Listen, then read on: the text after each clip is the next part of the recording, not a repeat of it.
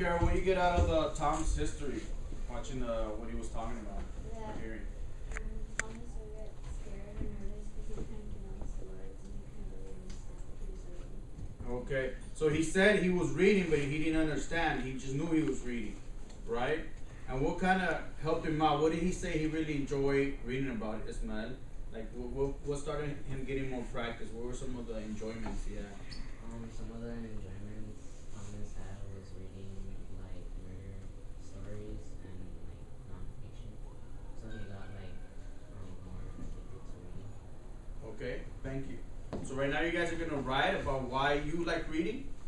I know that one of the things that I started liking reading was when I read for my English classes, and then for history, I still really like the stories like the Iliad. It got me really more interested in history and made me practice more reading.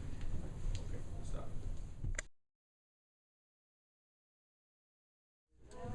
Okay, one important thing that helps us become good readers is reading, like also outside of school. So you guys just wrote a warm up about what's your favorite enjoyment of reading. You guys are gonna pair share with each other. Person A is gonna go first, then person B. So you guys go ahead, share with what is some of the enjoyments that you have from reading. I just imagine myself like bring off that red shirt me like as a And why I like to read soccer books because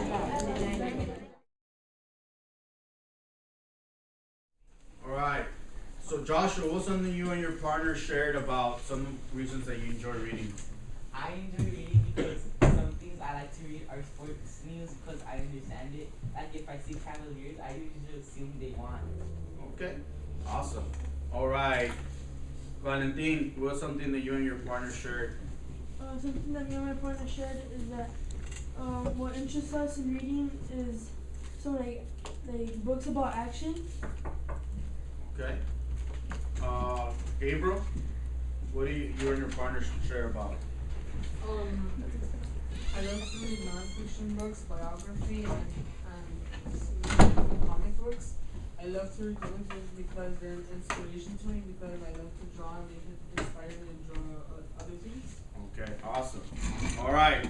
So reading is important, right? But sometimes we have a history with it, right? You guys wrote a little bit of your history.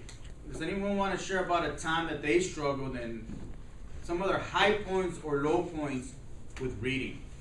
So for me, like I told you guys, that I used to read a lot, but I didn't read out loud a lot, like in class settings where we read. So I didn't pronounce. I knew what words meant, but I didn't know how to pronounce them, right? And that was kind of like a little awkward in college, where I would say a word and people didn't understand what I was saying. I'm like, what do you mean you don't know the word? And then I heard how it sounded, even though I could write it and get a good grade in a test, but it was a little bit embarrassing, knowing like, oh wow, man, like I need to learn how to pronounce the words orally as well, as not just reading for comprehension. So, what was a time, a high point or a low point for you, Andy, with reading? I think a low point for me for reading was fifth grade because I really never read. I only read assignments for school. But as I reached sixth grade, I started to read books like from other grades, like eighth grade books, and I now enjoy reading. Okay. Do you think that that's helped you read even for like math or science, being able to practice more? Yeah, because it helps me understand. Like if I use reading for math, it helps me find what the problem is asking. Just like for books, I can find an input. Okay, awesome. All right. And Jennifer, what do you do sometimes where, kind of like Thomas said, he doesn't feel like reading that day at school? You know, sometimes you feel like reading, sometimes you feel like running, doing exercise. How do you get through that when you maybe don't want to read that day in one of your classes? Well, I just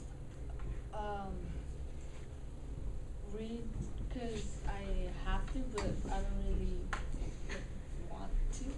Does anyone want to share something that they do? Maybe one, oh man, this is a long reading, like to get yourself to kind of like, hey, like that's a long run. I don't want to run the mile today. What do you guys do in times like that? Melanie? I think in positive stuff, so whenever I don't want to do something, I think on the other side, other good things about it. Okay, so that's good, right? You might not want to run or you might not want to read, but you want to build like endurance. Like you want to be able to read for a long time, or you want to be able to run for a long. And even though you don't want to do that, then you know that if you do it, that's gonna help you in the future. That's gonna help you to be able to run more. That's gonna be able to help you read longer.